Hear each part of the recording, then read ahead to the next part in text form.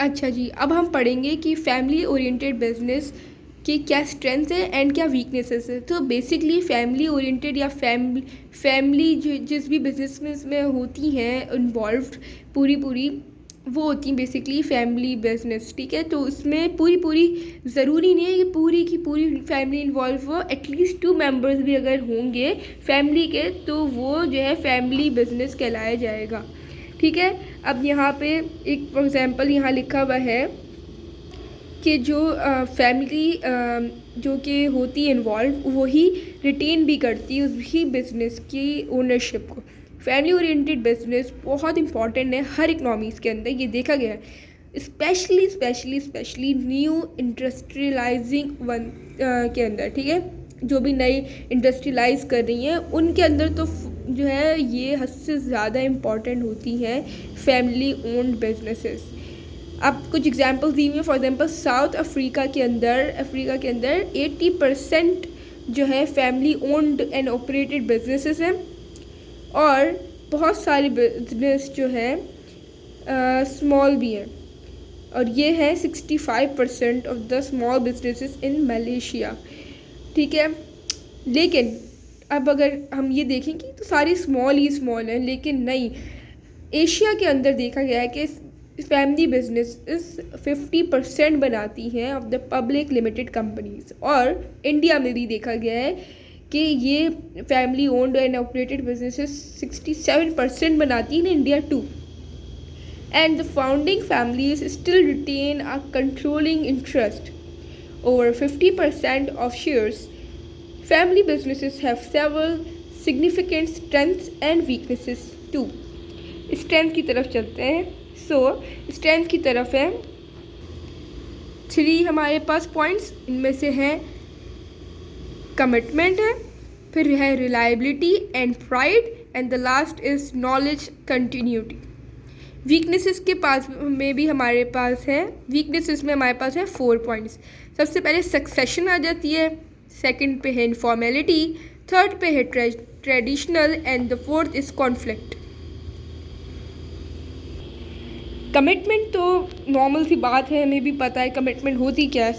जो family owners होते हैं वो एक्चुअली डेडिकेशन शो करते हैं। तो जो कमिटमेंट होती है उसमें बेसिकली क्या होता है, फैमिली मेम्बर्स डेडिकेशन शो करते हैं कि बिज़नेस ग्रो हो जाए, जल्दी खुश रहे, प्रॉस्पर रहे, और फ्यूचर जनरेशन्स की तरफ पास होता रहे, उसका फेलियर ना हो। इसी रिज़ल्ट की वजह से बहुत सारे फैमिली मेम्बर्स आइडेंटिफाई करते हैं कि जो कंपनी है उसके जो कंपनी के लिए वो इंसेंटिव रखें कि वो बहुत मेहनत करें, वर्क हार्डर करें, और अपने प्रॉफिट्स के पार्ट को उसमें री इन्वेस्ट करें, ना कि यूं ही स्पेंड कर दें बाकी जगहों पे फजूल में, ताकि बिजनेस ग्रो हो सके in the long term. Reliability and pride क्या होता है? क्योंकि because the family business have their अपना नाम और अपनी रेपुटेशन उनके प्रोडक्ट के साथ जुड़ी हुई होती है, तो उनके पास उनके पास एक मेन ऑब्जेक्टिव होता है कि वो अपने आउटपुट की क्वालिटी पे काम करें, और अपने स्टेक होल्डर्स यानी जो इनडायरेक्टली जो है इंटरेस्ट दिखा रहे हैं in the activity of the business, उनके साथ अच्छा रिलेशनशिप यानी अच्छे ताल्लुकात रख सकें। तो ये हो गई हमारी रिलायबिलिटी एंड प्राइड 2। आखिरी जो पॉइंट है नॉलेज कंटिन्यूटी। इसमें क्या होता है, इसमें ये होता है कि जो बिज़नेस के अंदर फैमिलीज इन्वॉल्व होती हैं वो उसको अपनी प्रायोरिटी बना लेती हैं कि वो अपनी जितनी भी जमा हुई जितनी भी एक्यूमुलेटेड नॉलेज है, एक्सपीरियंस है एंड स्किल्स हैं, उनको अपनी नेक्स्ट जनरेशन में भी पास करें।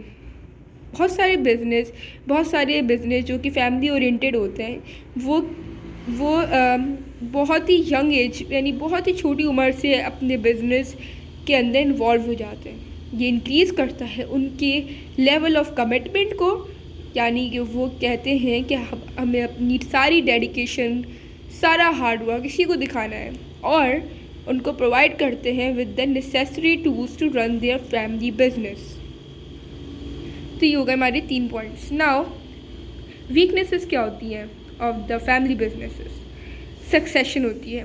जैसे हमने मुगल्स के टाइम में भी पढ़ा था कि किस तरह एक एक एक बेटा अपने बाप को मार देता है कि सब, या भाइयों को मार देता है कि वो सबसे सीट ऑफ द थ्रोन पे बैठ सके। तो यहाँ पे भी सक्सेशन की बात है। इसमें लिखा है कि बहुत सारी फैमिली बिजनेसेस अक्सर जो है फेल हो जाती हैं कि वो अपने आप को लॉन्ग टर्म में सस्टेन रख सकें, अपने आप को चला सकें। एवरेज पेस अराउंड 15% ही सिर्फ कंटिन्यू करती हैं अपनी थर्ड जनरेशन के साथ, यानी जो फाउंडर होती है उसकी जो डिसेंडेंट होती हैं उनके साथ अपने बिज़नेस को सिर्फ और सिर्फ 15% ऑफ द बिजनेसेस कंटिन्यू कर पाते हैं। ये high rate of the failure है ना 15%, यानी सिर्फ 15% पासिंग परसेंटेज है।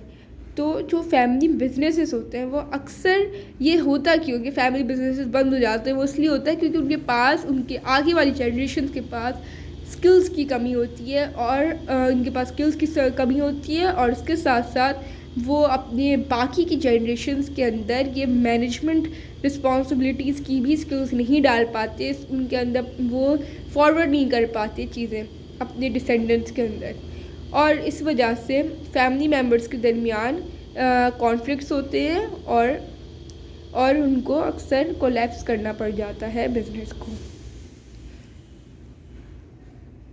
इनफॉर्मेलिटी में ये लिखा है कि बिकॉज सबसे ज़्यादा फैमिलीज़ जो है अपने बिजनेसेस को रन कर रही हैं खुद से, सो इस वजह से उनके पास काफ़ी कम इंटरेस्ट होता है कि वो एक काफ़ी क्लियर और काफ़ी जो है ना बिल्कुल टारगेटेड फॉर्मल बिजनेस के प्रैक्टिसेस एंड प्रोसीजर्स को अपने पास रख सकें जो उनको फॉलो करनी होंगी, और इसलिए क्योंकि सब एक दूसरे की जान पहचान में होते हैं तो उस वजह से ये formal practices and procedures follow नहीं हो पाते। इस वजह से सिचुएशन ये लेकर आ जाती है कि उनको इनएफिशिएंट एंड इंटरनल कॉन्फ्लिक्ट्स का सामना करना पड़ जाता है, और इसी भी वजह से, इस वजह से भी बिज़नेस को उनके बंद होना पड़ता है। क्यों? क्योंकि उनके पास इनएफिशिएंट एंड इंटरनल कॉन्फ्लिक्ट्स आ जाते हैं। इनफॉर्मल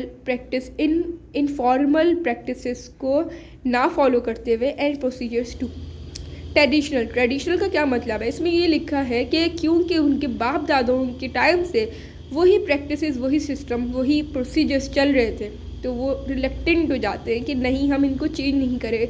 उनको डर लगता है कहीं हम चेंज करेंगे तो ये बंद ना हो जाए, ये सिस्टम्स अच्छे ना हो, या मे बी कि उसमें ज़्यादा स्पेंड करना पड़ेगा उन सिस्टम्स को समझने के लिए। तो इस वजह से वो अपने वही पुराने, वही नए बहुत ही पुराने 100 साल या 50 साल पुराने सिस्टम्स को ही फॉलो करते रहते हैं। इनकी ये लैक ऑफ इनोवेशंस इनको इस कॉन्सिक्वेंस पे ले जा सकती है कि इनका फैमिली बिजनेस बंद हो जाए। कॉन्फ्लिक्ट हमारे पास लास्ट पॉइंट है, last and the fourth point of the weaknesses of the family oriented या फैमिली इन्वॉल्व बिजनेस। सो इसमें ये होता है कि फैमिली के साथ जो भी प्रॉब्लम्स होती हैं वो रिफ्लेक्ट हो जाती हैं इनके साथ मैनेजमेंट ऑफ द बिजनेस के अंदर भी। यानी ये कि अगर उनकी घरेलू कोई प्रॉब्लम्स है, उनकी आपस की कोई लड़ाई है, तो ये हम सबको एक तरीके से दिखती हैं। अगर तो कोई एम्प्लॉय है वो किस तरह देखता है कि वो ये देखता है कि सारी प्रॉब्लम्स इनकी रिफ्लेक्ट कर रही हैं इनके कामों पर, इनकी मैनेजमेंट पर, तो इस वजह से उनके डिसीजंस जो है इनएफिशिएंट बनने लग जाते हैं, यानी एफिशिएंट डिसीजंस काफ़ी कम बनने शुरू हो जाते हैं। इसके साथ साथ फॉर एग्जांपल अगर तो उस फैमिली इन्वॉल्व बिजनेस का ओनर पब्लिकली या फिर जो है थोड़ा सा ज़्यादा पावरफुल है, उनके पास ज़्यादा इन्फ्लुएंस है, तो इस वजह से उनकी तो जो फैमिली ओरिएंटेड बिजनेस है वो गवर्नमेंट पॉलिसी को जो है इन्फ्लुएंस करने लग जाते हैं। ये the increase power in the status of the owners and directors, for example the opportunities to gain publicity or influence. Government policy will increase if the business controlled by the owners or directors is large and well known. The last point is कि इसी के साथ, fourth के साथ यानी conflict के साथ जो लास्ट है वही लिखा है कि इस तरह इनका जो रिस्क है ना कि वो उसको कम कर देता है। किस रिस्क को? कि वो टेक ओवर टारगेट को टारगेट करें। सो It reduces the risk of being a takeover target. A larger business may become too large a target for a potential predator company. Thank you.